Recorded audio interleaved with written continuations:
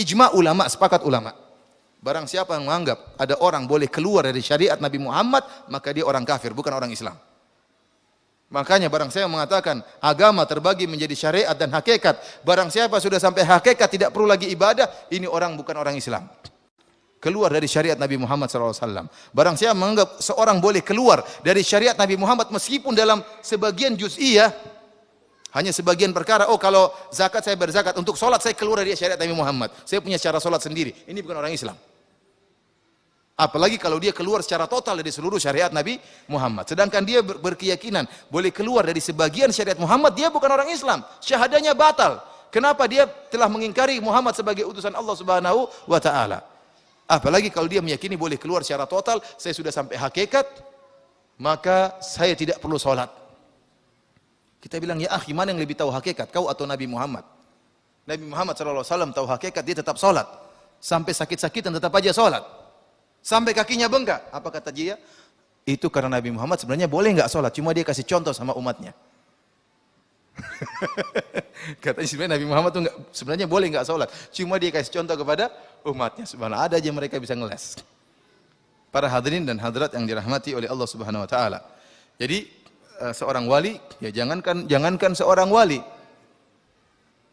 bahkan Nabi saja, Nabi yang lain pun harus taat kepada Nabi Muhammad.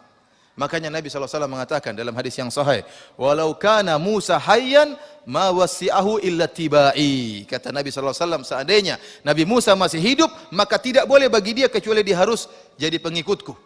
Jadi harus jadi apa? Pengikutku. Nabi Musa kalau masih hidup, dia harus ikut Nabi Muhammad SAW. Dan Allah telah mengambil janji dari para Nabi.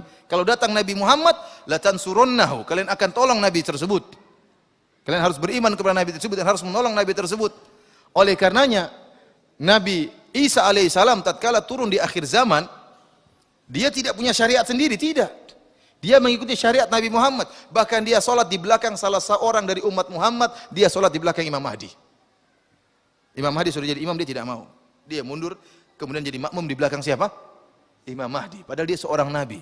Namun tatkala dia turun di zamannya umat Muhammad, maka dia mengikuti syariatnya umat siapa? Syariatnya Nabi Muhammad sallallahu alaihi wasallam. Itu saja para nabi ikut Nabi Muhammad sallallahu alaihi wasallam. Kemudian datang kalau wali maka boleh keluar dari syariat Nabi Muhammad, ini makanya ini wali syaitan. Ini wali syaitan, wali yang seperti ini. Namun mereka mengatakan wali kedudukannya lebih tinggi daripada nabi. Ini repot. Sebagian perkataan Ibnu Arabi. Dia mengatakan maqamun nubuwati fi barzakhin fuwaikur rasul wa duna wali. Kata mereka, kedudukan kenabian di tengah-tengah, di atas rasul dan di bawah wali. Jadi menurut orang-orang sufi yang paling tinggi wali, kemudian nabi, baru kemudian apa? Rasul. Menurut kita orang Islam kebalik, harusnya yang paling tinggi apa? Rasul, baru kemudian nabi, baru kemudian apa? Wali.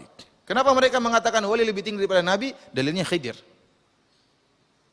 Khidir lebih tinggi daripada siapa? Nabi Musa. Padahal tidak benar, sebagaimana tadi telah kita jelaskan.